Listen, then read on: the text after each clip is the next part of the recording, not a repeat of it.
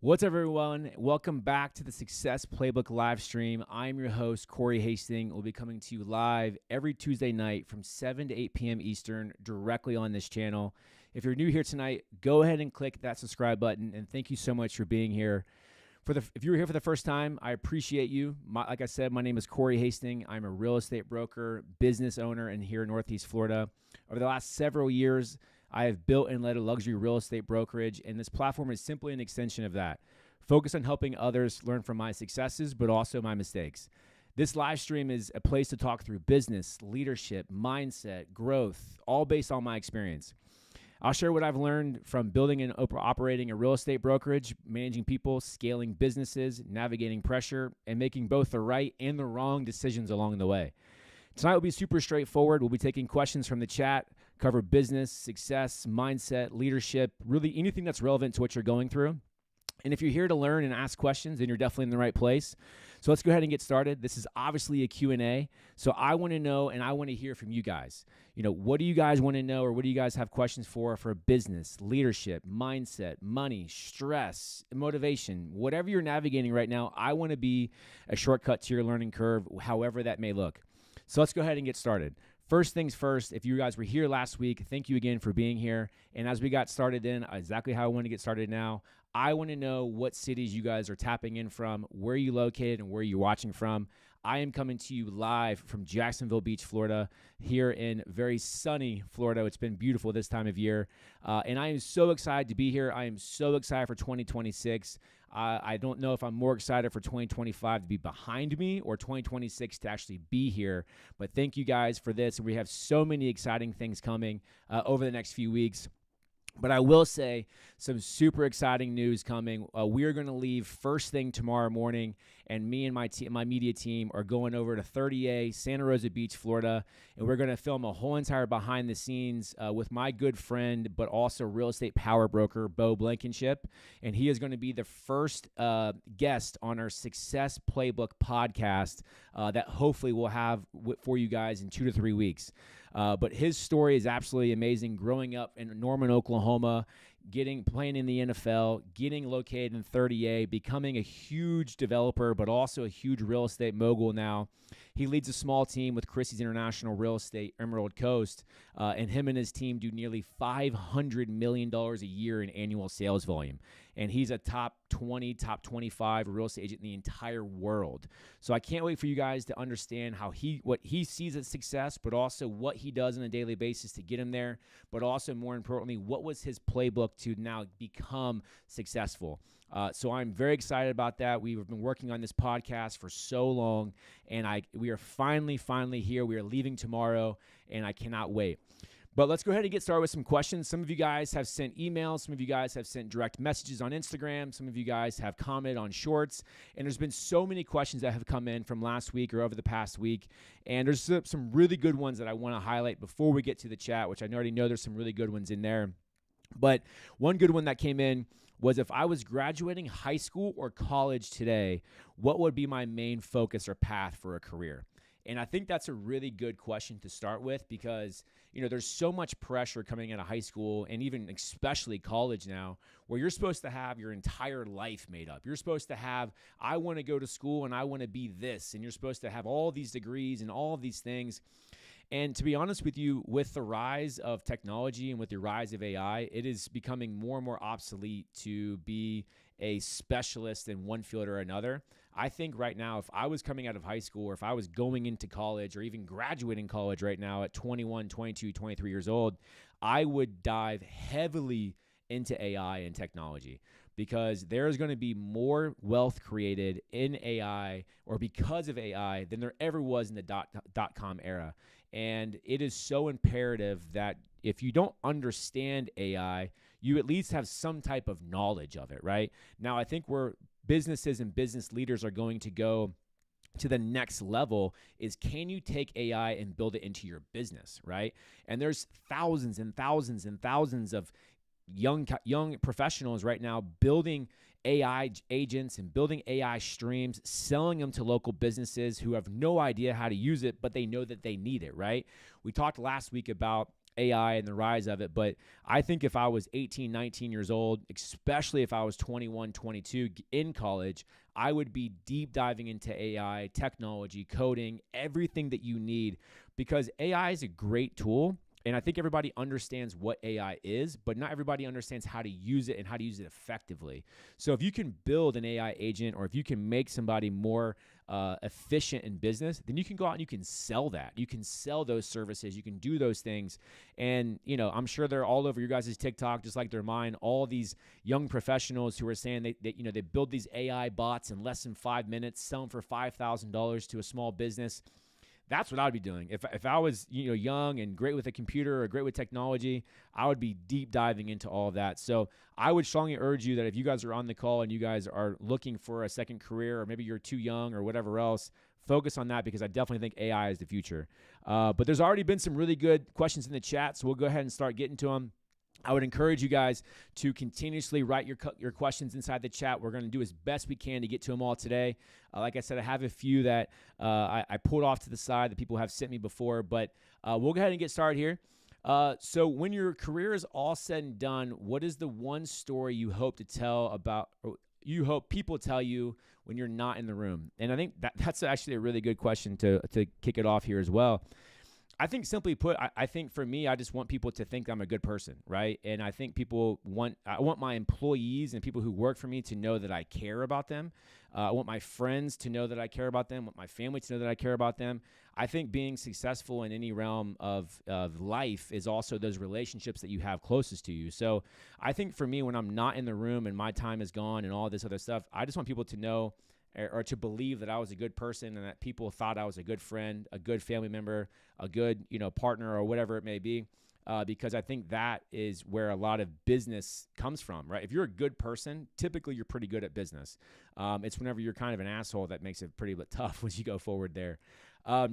Next question is, what is the most significant personal sacrifice you've had to make for your professional achievements? Looking back, was it worth it? That's a really good question. I think for me, obviously with my job, I have to sacrifice a lot when it comes to time. I moved to a city of Jacksonville, Florida, where I didn't know a single person in the entire city. And I have no family here, really no close friends here. And so I sacrificed every day almost, because I don't really have that support system here. I don't really have, I don't live close enough to where I can drive to my mom's and have a dinner or whatever else. And so I think every single day I sacrifice my relationships to be in a city that I had opportunity in. I know that last week we talked a lot about opportunity and seeking opportunity more so than your goals. My latest vlog was on that. And so I think I do that every single day because, was it the easiest getting started in a city I didn't know a single person in? No, it was actually very difficult. And I've told that story last week to you guys.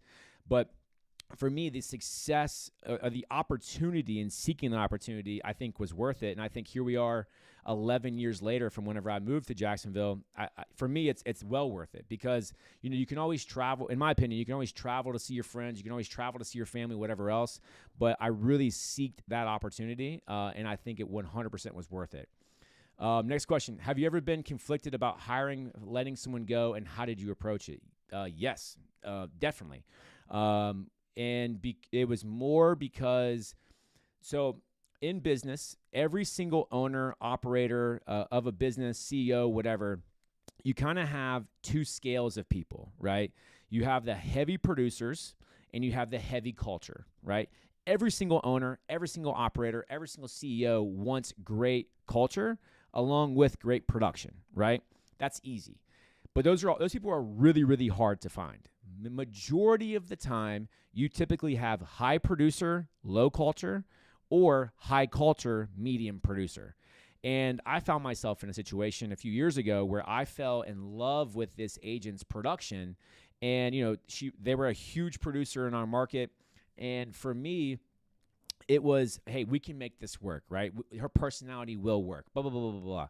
And I made every single excuse in the book to try to bring this person on. And we actually did. And she worked for our firm for a little over a year. And it just didn't really work, right? I mean, we knew for whatever reason it wasn't the culture that we wanted, right? Just based off of how she dealt business, how she related to people, whatever it may be. And I got so blinded by the production of this person. And, yes, we made a good amount of money off of her, but at the end of the day, it was not worth it. And I think her and I both sat down about a year in and said, I think it's better if we just split this, or maybe we handle this the right way, but I think it's better that we both go our separate ways. And, we did. And, obviously I still have a relationship with them today, but, and I don't necessarily regret it, because it taught me a valuable lesson that you should always seek culture first, production second. And since we've had that issue or that hiccup or whatever you want to call it, I have never deviated from hiring culture first, because you can't teach someone to be a good person, right? You either are or you're not, right? And if you want to know who the super producer but bad culture people is in any business, walk up to the front desk person and say, who's the asshole here?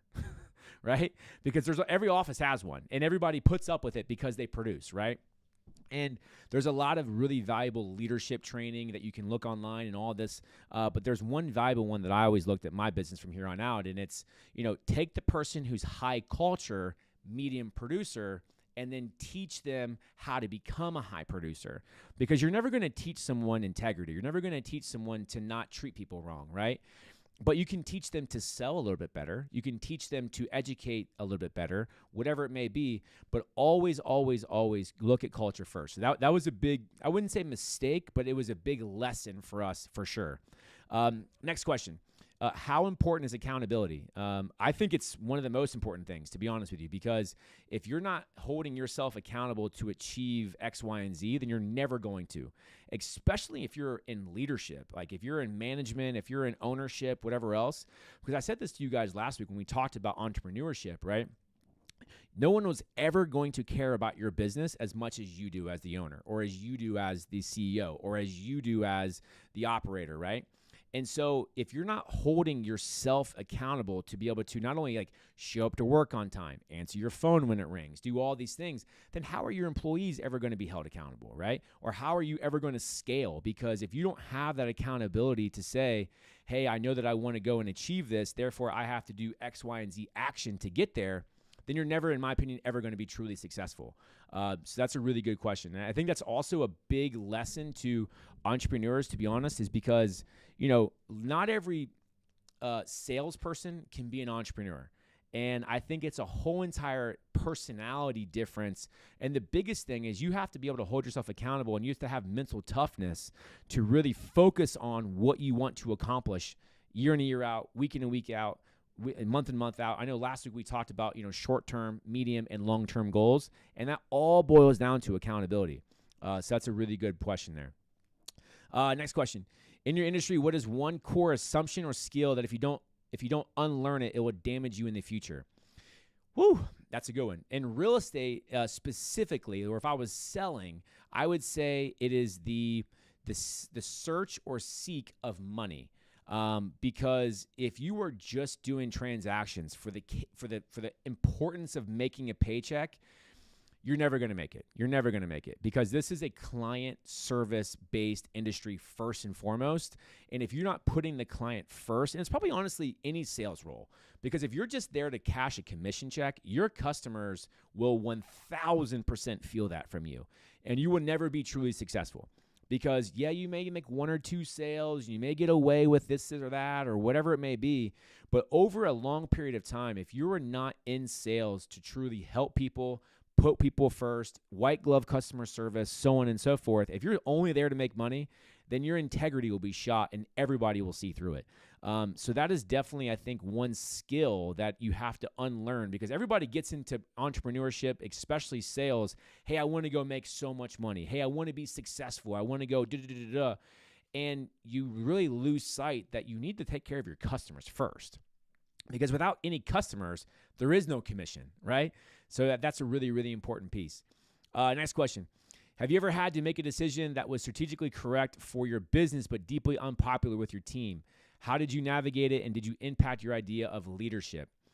That's a good question. I don't necessarily think I've ever done one that was unpopular, but going through my transition, I would say from Engel & Volkers over to Christie's International Real Estate, I had to make that decision without telling any of my agents first. We started that process back in November of 2024 is whenever I first met with Thad Wong and everybody over at Christie's. And really from November all the way through May of 2025 was really my discovery phase, because I knew that I had 150 agents, 16 full-time employees, and all these people looking to me to make sure that we were going on the right path. We were leading in the right direction, right? And every single one of them I recruited to my firm. So I had a huge, overwhelming responsibility that if we were going to go and do a change like we were going to go through, it had to be worth it, right? And so I really didn't start telling people that we were making the transition probably until beginning of August, beginning of September. There was a few people who maybe have known a little bit before everybody, but I called, emailed, or Zoomed all 150 of my agents in really about a 3-week window, because I wanted them to hear it from me why we were doing the transition, what was in it for them, what was going to change, opportunity of growth, so on and so forth. But also I wanted them to hear that I was in it with them, right? This wasn't just a sale. This wasn't anything whatsoever when it came into new ownership. I was still 100% owner of the company. It was still my direction, my vision, my culture, my everything.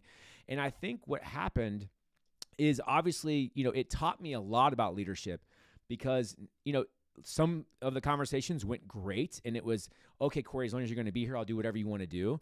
Some of the conversations were, Corey, I wish you would have told me earlier, right? Some of the conversations were, well, Corey, what about this? What about that, right? And we had those conversations to come out. But I think my most valuable lesson that I learned about leadership is done from the back and also the front of the room, right? You have to lead, but you also have to listen. You have to give people the opportunity to ask questions, give people opportunity to say, well, Corey, what's in it for me, right? Why are we doing this? Why am I uprooting this? Why, what about all this money I've paid for X, Y, and Z marketing material? What are we going to do here? And it really taught me that listening and understanding and showing the vision has never been more important.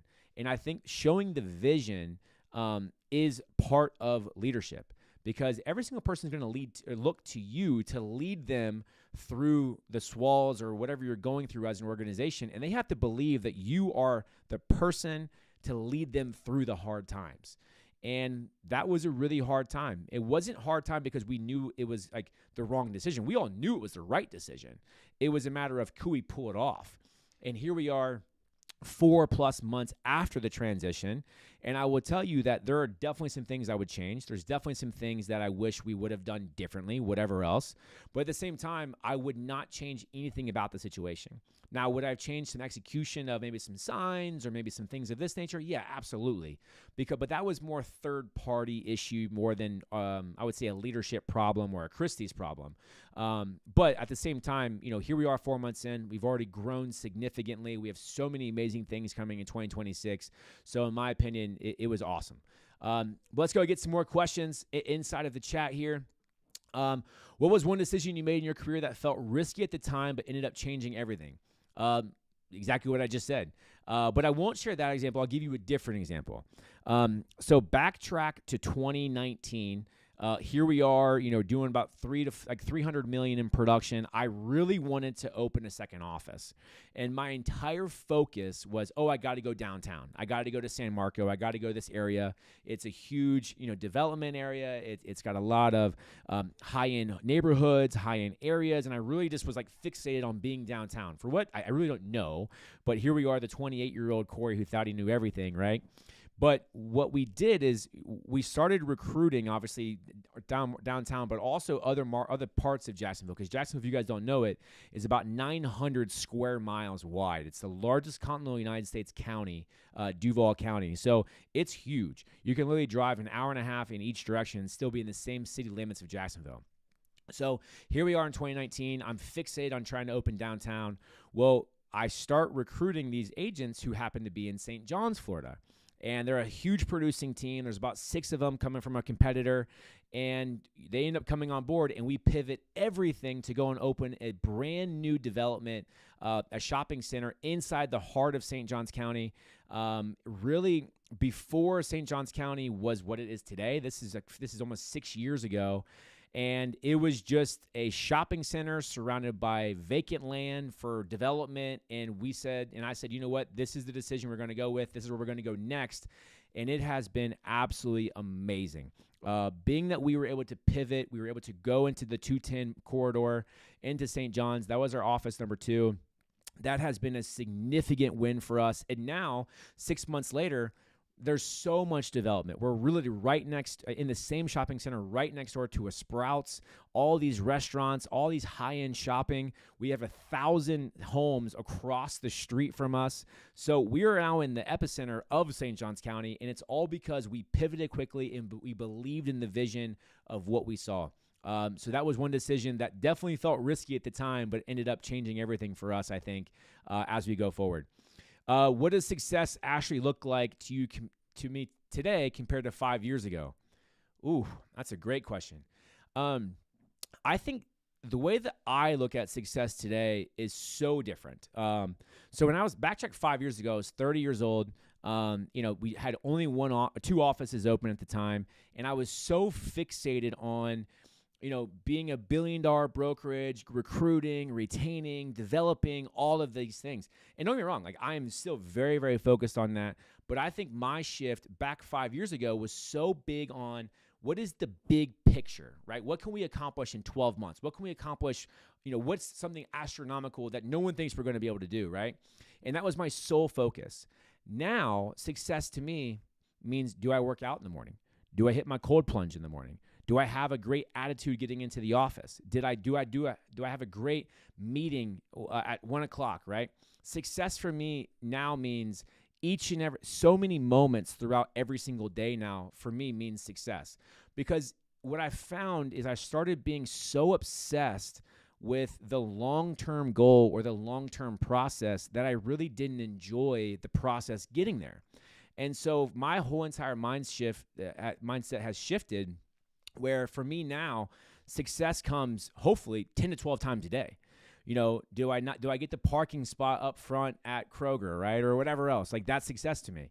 And it's because I truly have trained my brain to try to enjoy the process getting there, not just achieving the goal and then saying, oh, okay, we achieved it, let's go on. My whole focus now is the process first, and then we can have so many successes along those routes. So if you are somebody who is struggling with, the possibility of, hey, I don't feel like I'm achieving success, or my goal is so outlandish or whatever else, I would tell you, start looking at success differently. Start looking at success on a little scale, a big scale, or a medium scale, and then a big scale. And really be able to train your brain that just because you don't accomplish this huge thing you want to accomplish in a month, 2 months, 3 months, does not mean that your actions leading you there are not going to be worth it, or you're not going to be successful at the end of it. So that's one thing that I really am big on. Let's go ahead and go forward with some more questions here. I've avoided TikTok for a while, but I should have stuck it up and created an account. I mean, it just depends. Obviously, there's a lot of learning on TikTok, in my opinion. I think if you use TikTok, just like anything on social media, if you use it for the right reasons, in the right, I would say reasons, yeah, then I would say it's worth it, right? And there's a lot of things you can learn in a very short period of time on TikTok, just like on Instagram and everything else. What systems or habits have had the biggest impact on your productivity and growth? That's a really good question. I think for me, habits are imperative because quality habits built over time leads to quality results.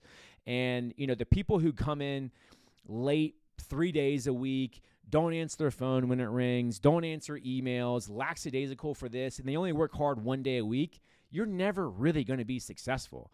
If you truly want to accomplish a goal, or if you truly want to do something, it is going to take tremendous sacrifice on your end, but also it's going to take a lot of quality habits each and every day. Because let me tell you one thing, success at any level in any industry is really hard, because life is hard and life is not fair and people do not care, right? And yes, some people may want you to succeed, friends and family, right? But at the end of the day, most people don't really want to see you do better than them, right? But you have to create these habits to where you block out all the outside noise. And so one thing for me that I would say my number one or number two habit is I always, every single day, so my office is open at 9:30 in the morning all over the city.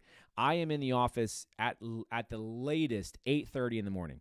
because that hour for me is my absolute quiet time to get everything I need to get done that I just want to get done right away. And so I'm there, I make a few phone calls, I talk to my mentors and different things, whatever it may be, but I am always at the office early, focusing on things with quiet time on what I need to do that day, setting up my schedule if I didn't do it the night before, and really beginning to own my calendar, but also owning my daily habits as we go through. So that's a good question. How do I stay disciplined and focused when motivation drops or things aren't going your way? This is a great one. This goes back to mental toughness, mindset, and the absolute almost mythological belief that you can achieve anything, right? Because, and I think for me, self-discipline is something that you have to have like each and every day, because each and every one of us would probably love to eat Big Macs and cheeseburgers and French fries every single day, right? Or DoorDash food 7 days a week or whatever it may be, right? But we have to know that if we do that, number one, we're not going to be healthy. We're not going to be longevity in life. We're not going to probably look how we want to look. We're not going to have the motivation we want to have motivated, right? So we have to have those self-disciplines to understand, hey, at the core of it, what do I want to achieve? And is the sacrifice bigger than the success point, right? So I'm willing to sacrifice eating that cheeseburger because my success, in my opinion, is I want to be able to live longer. I want to be able to have a quality of life. I want to look better in my bathing suit or whatever it may be, right? And so I think for that, it's all about discipline. And don't get me wrong, I mean, motivation drops all the time. But for me, what I try and do is whenever I feel my motivation or something bad happens or whatever else, I always try to go back to finding my equilibrium. So for me, it's always been the gym. I've been in the gym since I was probably 12 or 13 years old. And to be honest with you, from probably 15 to 35 years old, I have never gone more than probably 3 to 4 days without working out. Because if I'm going 3 to 4 days without working out, I'm starting to get stir crazy and agitated and all of these things that I know that if I'm not doing what I need to be doing, working out or getting my mindset right or whatever else, then it's a slippery slope from there. So I encourage you guys, if you're struggling with staying motivated, if you're struggling with finding motivation, find something that brings you back down. It could be reading. It could be exercise. It could be getting vitamin D. It could be a lot of these things kind of mixed together. But, I mean, it is scientifically proven that exercise brings dopamine back into your brain, and it allows your brain to feel some level of success, but also accomplishment. So if you're somebody struggling with that, I would encourage you, even if it's just trying to get 10,000 steps a day or getting outside on a grateful walk, which we're going to talk about that in a few minutes, those type of things I think would change your entire mindset and allow you to stay disciplined. Next question, what's the most important method or rule you have protecting your time? I think for me, I think time is valuable. Time is money, right? And so if you're going to give somebody time, in my opinion, they should be putting money in your bucket to get your time, right? Or you should be putting money in their bucket to get their time, depending on who wants who. And I think that has to happen in relationships. It has to happen in work relationships, business, all these other things, because we only have so much time in the day. We only have so much time on this planet. We have so much time to achieve X, Y, and Z. So if you're sitting here wasting time or being whatever else you want to call it when it comes to somebody else's time, that's one of the worst things you can do. So I am really, really protective of my time, and I try to make sure that if somebody wants my time, I'm available to them, but what are we trying to do, right? Can it be a 5-minute conversation instead of a 15-minute long conversation? Can it be an hour meeting instead of a 3-hour meeting, right? Because your time you have to guard so close to you because you only have so much of it, especially if you have family and kids and everything else from there. It is really, really important. Next question. How do you balance long-term vision with day-to-day chaos of running a business? Great question. I think the biggest thing is you have to set your business and your time into short-term, medium, and long-term goals, right? And I think at the end of the day, if you're trying to do a day-to-day task to achieve a year-long goal, then you're never going to get there, and it's going to be absolute chaos. So let's say, for example, that I'm in sales and I want to sell 12 homes in a calendar year. That is my long-term goal, okay? If I worked day to day to achieve 12 sales, I'm going to get so burnt out on every single little thing that doesn't happen. I'm going to be so fixated on that 12 number that I'm going to lose so many steps along the way. So in my opinion, what I would do in that is my 12 is my long-term goal. My medium goal is I want to be at 6 transactions by the end of the first half of the year. But also I want to have all these different systems in place that will lead me into my short-term goal. My short-term goal is I'm going to meet 5 people a day, or I'm going to call 5 people a day, or I'm going to get my database every single day. I'm going to tap into that. Where if I'm meeting 5 people a day on average, they say that each person knows 3 people moving in 1 calendar year, which we'll see if that's actually true or not. But those 5 people, let's say hypothetically, if you compound that for a month, that's 150 people, right? Let's say out of those 150 people, you get 1 to 2 sales. Let's say 2 sales out of that, right? If you're really doing it. 2 sales a month is now 24 transactions a year, right? So by doing a little tiny step every single day, and let's be honest, you're probably not going to meet 5 people every single day, but if I'm doing it 3 to 4 days a week and I compound that over weeks and months and doing all the right things, then my long-term goal will then be so much more achievable. But if I'm only focused on getting my 12 sales and not the actual process to get there, then you're going to get burnt out so fast. So you have to balance the day-to-day chaos, but you also have to balance long-term, short-term, and medium, because your actions to achieve your short-term goals are completely different than your medium and especially your long-term goals, right? So keep that in mind as you go forward. Let's see what else we got here. How is the transition to Christie's going? What is the feedback from your staff and advisors? It's been amazing, to be honest with you. I mean, at the very beginning, whenever the first transition, the first month or so, there was some bumps, like I said, with agent websites or prefer sales signs being delayed or whatever else. But we're so past all of that. I think our entire team is so energized going into 2026. We just had our 2026 kickoff sales meeting this morning. And we had a huge group there, both online and in person. The energy was really high. And we just have some really good tools and systems being released in the next couple weeks or so. And I think people are starting to understand that, not only, I'm not saying my agents, but I think the public is that Christie's is now here to stay, right? And now it's going to take over the luxury market, and we're doing a lot of really good things. And I think our employees, like our admins and our marketing team, have loved it from the very beginning, because now they have so much more creativity. We have so many more ability to go with systems and all those things. And we've been able to recruit really well. So that's been amazing. So I'm really excited to see where we're going to be at the end of 2026, but just moving forward from here. A good leader leads by example in the trenches with the people. Absolutely. You have to be at the forefront. In my opinion, you can't lead an organization in the shadows, right? We talk about all the time inside of our brokerage that there's no such thing as secret agents in 2026, right? Because if you're a real estate agent and you're hiding on social media, or you're not being seen, or you're not cold calling, or you're not tapping into your clients, then that for me is you're a secret agent, right? And you're never going to be successful with that way. Yeah, you may get a couple sales here and there from your friends or family or whatever who know that you're in the industry, but you're never truly going to grow, truly going to put yourself in a position to where you can absolutely be able to do all the things that you want to do. Are you fully staffed? What's your timeline in St. Augustine? We are fully staffed right now, absolutely. We are in the process of looking at locations for St. Augustine. We're in the process of making sure that we're making the right decision. I know one of the questions last week on the call was, how do I know when to open a real estate office, it's a great question. But I will say that we are looking, we are actively looking for locations. Now, my goal is to really probably have it open end of Q2, beginning of Q3, I think would be really realistic. By the time we actually recruit, build out, do those things we need to do to really find the location, because realistically, like I said to you guys last week, location is the most important thing, right? Because you want to have the location, because if you have a good location, agents will come, clients will come, so on and so forth. And I don't just want to have it there just to have it. So I think it's going to be really imperative that the location is important. How do I decide when it's time to scale versus when it's time to simplify? It's a good question. I think for me, you can do both at the same time. And I think where a lot of entrepreneurs and owners go wrong is they try to do one versus the other.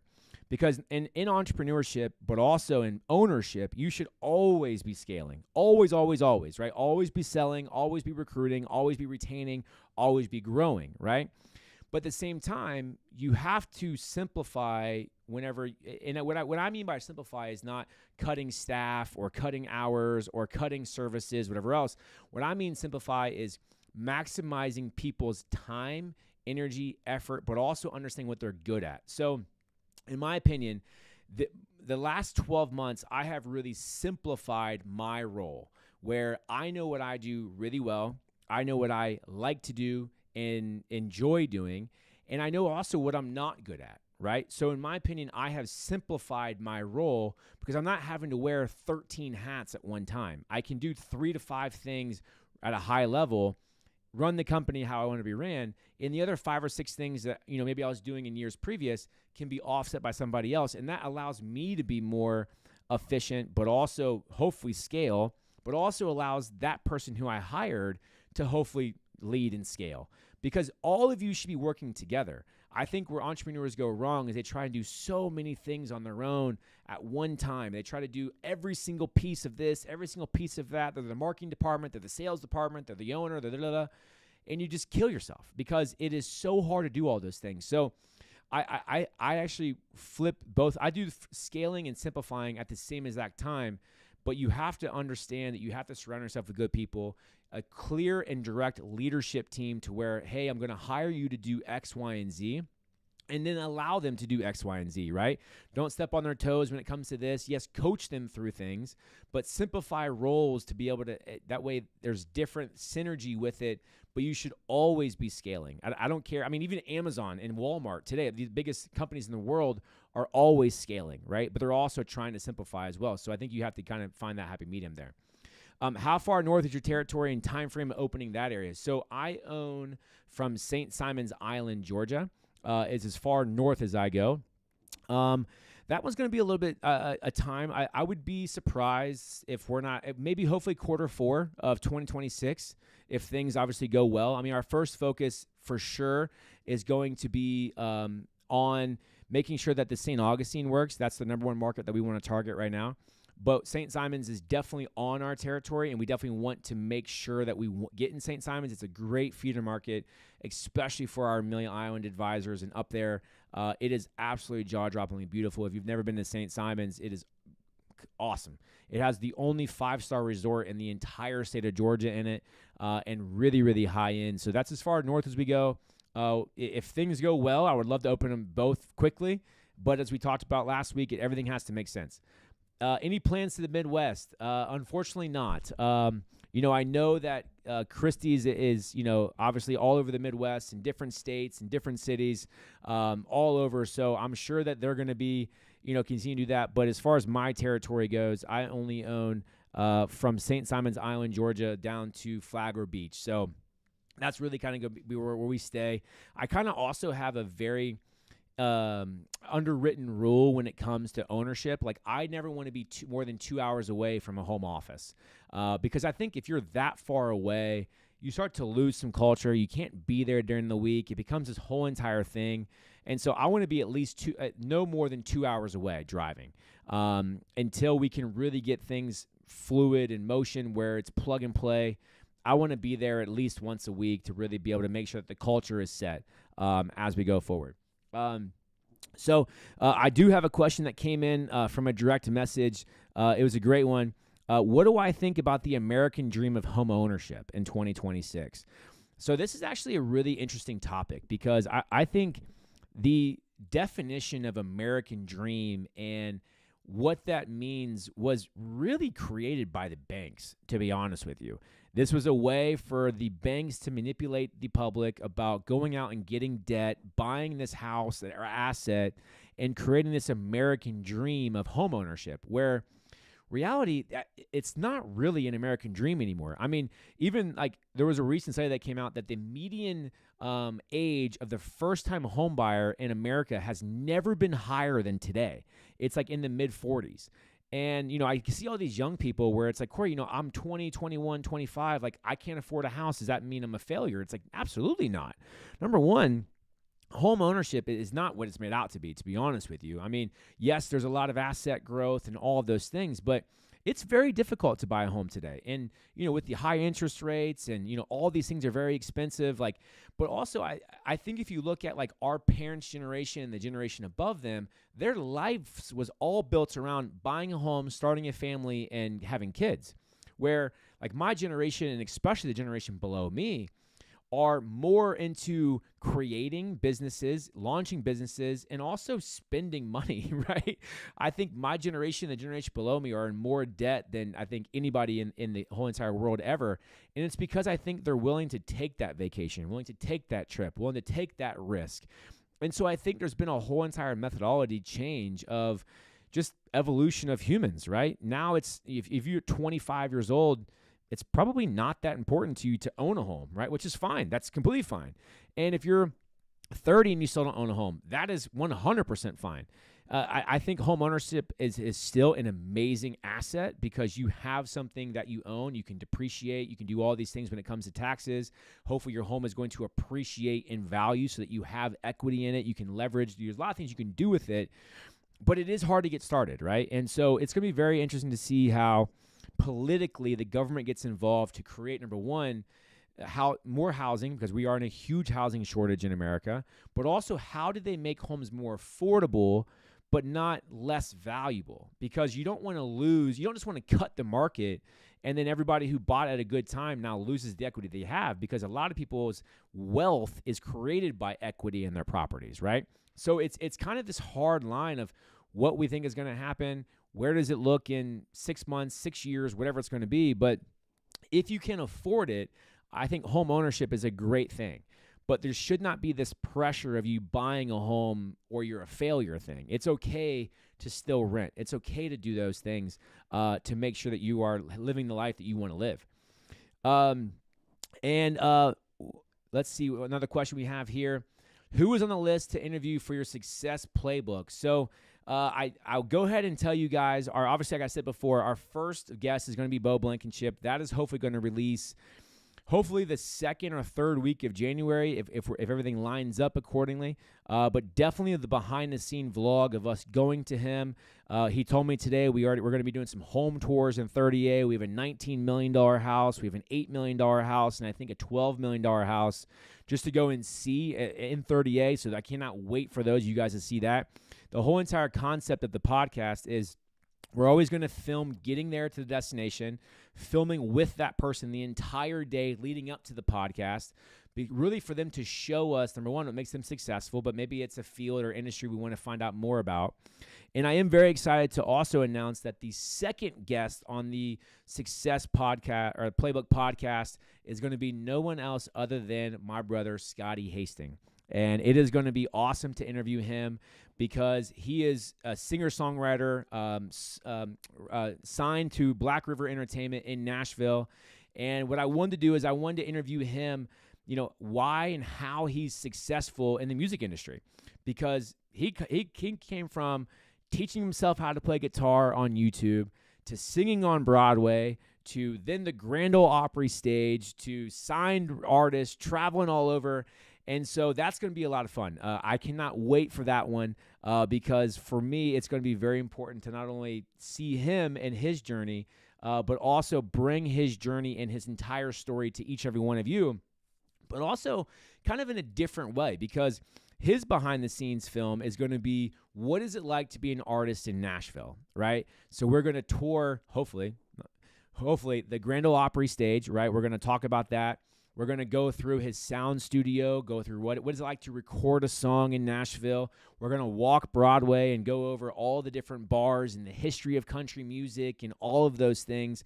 So me and my media team are going to Nashville on January 27th, 28th, and 29th to film that. That's going to be very involved, and we already have so many special things planned with that. And hopefully that podcast and behind the scenes will be released in early February. Because I'm really excited to see that. And what I want to do with the podcast is I do not want to be a real estate show. I do not want to be only somebody who focuses on one niche. The whole goal of this is we want to interview every single person that is successful in every single industry. So from music, like my brother, to real estate, but also development and business in general, like Bo. But also we have some really other awesome guests that's either a CEO of this company or developer or whatever it may be. But I want to get so many different genres of success because there might be somebody on this show that's looking to be a singer-songwriter in Nashville, and they need to know what it's like to be that. There might be someone on this show who wants to go and become a restaurateur, and I want to be able to interview somebody who they look up to and say, what is it like to actually launch restaurants, right? Or maybe art or whatever it may be. But it's going to be super exciting and just being able to launch this. So I encourage you guys, if you have connections or if you have somebody who you think would be great for the show, message me, a comment. We would love to interview them. We would love to get them on the podcast because we really want to bring a success forward show that really lays the groundwork of how this person got successful and what was their true playbook to get there. Because everybody, no matter what industry you're in, no matter what field you're in, no matter anything, you all have a story. And I want to be the one to hear it. So I think that's really, really important as we go forward.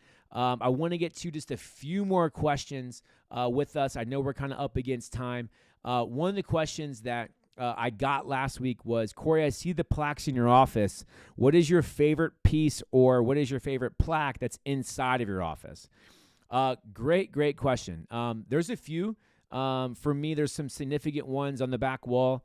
I'll kind of move out of the way so that this one right here, this Fast 50, for me is a really, really important one because Jacksonville Business Journal Book of List every single year does what they call the fastest 50 growing companies in the entire Northeast Florida region.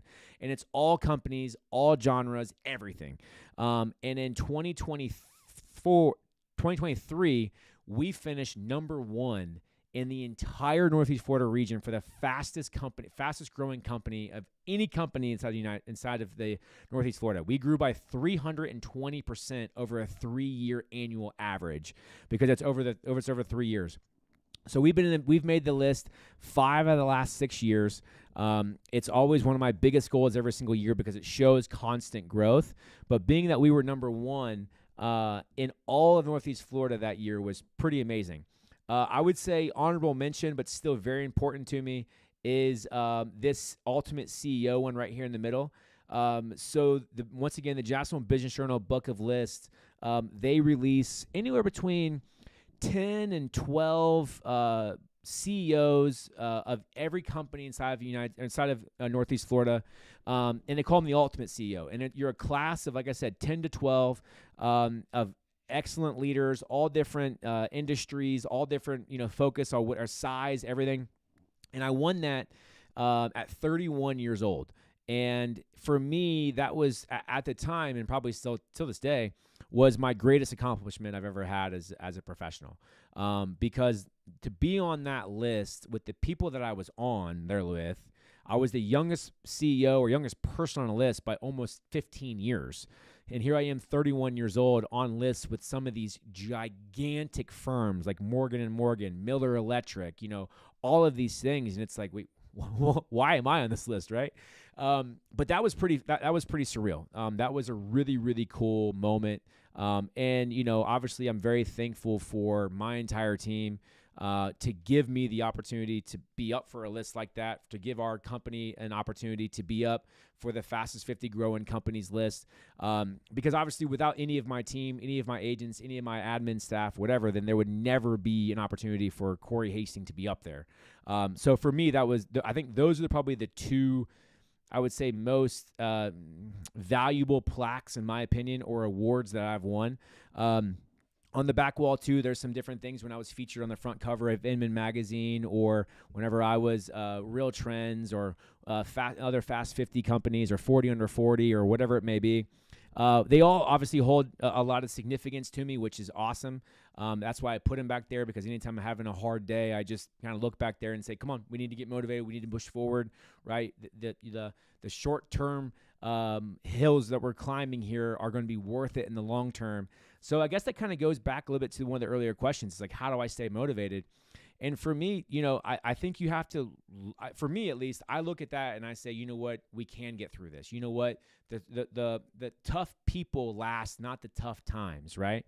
And so I would encourage you that if you need a little bit more extra motivation, maybe hang up a picture of somebody you idolize, or put some verbiage up on your wall where it says you can accomplish this, right? Get over the bad times, push forward. Whatever that you need mentally, I would say encourage you, because mindset is everything. And it's actually been proven. We talked about this last week. It's actually been proven by, I think, Harvard now, where if you tell your mind something over and over and over and over again, your brain will actually believe that you can achieve it, which is a very strong thing. People don't always understand like how strong the brain really is. And so I would encourage you guys that if you are struggling with motivation, if you are struggling with anything whatsoever when it comes to accomplishing goals, write them down, put it on a sticky note, put it in your bathroom on the mirror, so that every single morning when you get up, you wash your face, you brush your teeth, you're reading that, and it says you can accomplish this. You are good enough, right? And it starts this whole entire mindset that you can now accomplish those things that are really, really important. So that's a great question. All right, we got just a few more here. It's great to see all my Pittsburgh people, Cincinnati, at Nashville, Charlotte, Jacksonville. Thank you guys so much for being here. It's really cool to see you guys here. I appreciate it. All right, so let's finish with one more question as we go forward here. Have you ever tried to make a decision that was strategically correct for your business but deeply unfollowed? Oh, I've already answered that. I'm sorry. We talked about that. Very good. All right, so let me get to another question that I have here. It says, Corey, what is your main focus as 2026 starts? You can go from a long-term goal, short-term goal, or medium goal, but what is one thing that you are focused on the most in the month of January or the first quarter? It's a good question. Obviously, for the beginning of the year in real estate is always really important because you want to get off to a great start, right? Last January was a historically slow month for all of Northeast Florida, and it really set us back for the entire year. So my biggest focus right now in the first 31 days of the month or of the year is getting off to a fast start. My entire motto to our entire team the last 60 days is we are sprinting through 2026. That way, whenever January 1st came, we sprinted through the blocks and we are starting on the fastest pace we've ever started with, because I do not want to happen what happened last year, where we all got off this blocks. We blinked and it was January 10th. We blinked and it was February. It's like, oh, where'd that first month go, right? But my entire focus right now, the first 31 days, is sprinting. We want to get started. We want to get educated. We want to do everything that we can to get ourselves for success, because we know, like anytime you get off to a sprint, right? You watch the Olympics. The people who start off with the blocks, typically the fastest are usually the ones who wins. Now, obviously, you got Usain Bolt and all those guys who will catch up, right? But if we can start out at a great pace, you allow yourself to come back a little bit, maybe middle of the year when things get really tough, when we finish strong. But you cannot start off slow. And so that's my number one focus. So my short-term goal right now is to hold our entire team accountable, be available every single day for them, grow, retain, do everything that we need to do, but also implement systems, tools, and processes so that they can be more successful on a day-to-day basis inside the month of January. Because I think if they're hearing encouragement from me saying that we need to sprint, we need to do this, we need to do that, then hopefully, naturally, they will begin to do that as well. So that's good. And so I encourage you guys that if you are a manager, if you are a team leader, right, and you have people underneath of you, or you have people that look up to you or whatever else, what is your goal, right? What do you want to accomplish the first quarter, right? Because, one question that I'm giving to all of our team is we all have goals, we all have dreams, we have all these things that we want to accomplish in 2026, right? But you accomplishing what in 2026 will make it successful? And I think that's a really important question, and we're going to probably end with this one today. And I want you guys all to think about it before we come back next week. Because for you to say that 2026 was successful, you accomplished what? It could be a short-term goal, could be a medium goal, and also could be a long-term goal. I expect you guys to have all three, to be honest. Because for me, long-term goal, success in 2026 means we've opened in St. Augustine and we've done over $1 billion in sales, okay? Medium goals for us in 2026, that we're successful. We've grown our average sales price. We've grown with production when it comes to adding new agents. We've retained, which means we haven't lost very many, if any, okay? And our short-term goals to accomplish in 2026 means that we're successful. We've rolled out new systems and tools and had enough training for them to be able to accomplish that they want to have it. We're creating a safe, great, supportive culture for our agents to come in each and every day. And we're also giving them the support that they need to have a great, successful part. So I think if you combine all those things, hopefully we will be successful in 2026. But I want you guys to truly think about that. Success in 2026 means you accomplished what? It could be personal, right? Maybe you want to start getting up earlier. Maybe you want to stop playing video games at night. Maybe you want to start eating healthier, right? We talked about that earlier. What do you want to do so that you look yourself in the mirror in April 1st after the first quarter, and you could say, first quarter of 2026, was it successful because I did what? I accomplished what? Maybe you want to learn, maybe you want to read a new book. Maybe you want to learn a new hobby. Whatever, maybe you want to take a trip or whatever it may be, right? And that's where you really have to put this forward, because if you're just going into the new year, lackadaisical, not really focused, not really on top of anything that you guys want to do, then all you're really hurting is yourself, because you're the one who's going to be looking at yourself in the mirror and say, well, why didn't we do this? Like, why didn't I try harder? Or why didn't I put more effort into this? Or why didn't I do whatever else? And so I would strongly urge you guys to look at that as we go forward. So I'm going to close out in just a few seconds here, but I wanted to thank everybody for being here. I think we got to all the questions in the chat. There was tons and tons of them in there. So I appreciate you guys putting those in there. That's really, really cool to always hear you guys' perspective on things, but hopefully you guys have enjoyed my perspective on things. So we'll go ahead. I want to remind you guys, as we wrap up, I want to sincerely thank you for spending part of your evening here. Time is one thing that we never get back. We talked about that earlier, and I appreciate you guys choosing to be a part of this conversation. The Success Playbook was created to be a place for thoughtful discussion around growth, leadership, building something meaningful. Without the noise, without the hype, just perspective and being able to have lessons that can apply into your business, into your life. So if tonight added value to you, I'd encourage you to, come to the stream each and every Tuesday nights from 7 to 8 p.m. right here on our channel. If you have not subscribed yet, please do so. I would love to be more involved into your success, into everything that you guys want to do. We have so many amazing things coming out with new vlogs and behind the scenes of Bo Blankenship, but also the podcast coming soon. But most importantly, is we are here every single Tuesday night from 7 to 8 p.m. Eastern, and we will continue to focus around business, success, mindset, and making sure that you guys hopefully have everything that you need to be as successful as you possibly can in 2026. I want to be part of your success. I want you guys to be part of my success. So I want you to continue to follow along our journey. So please subscribe, like, and just continue to send us questions, continue to send us comments, anything that you guys want to see different, anything you guys want to see when we can change, but also more importantly, anybody you guys want to see on the podcast, send us our way. But with that being said, thank you guys so much for being here tonight. I appreciate you guys being here, and we'll see you all shortly.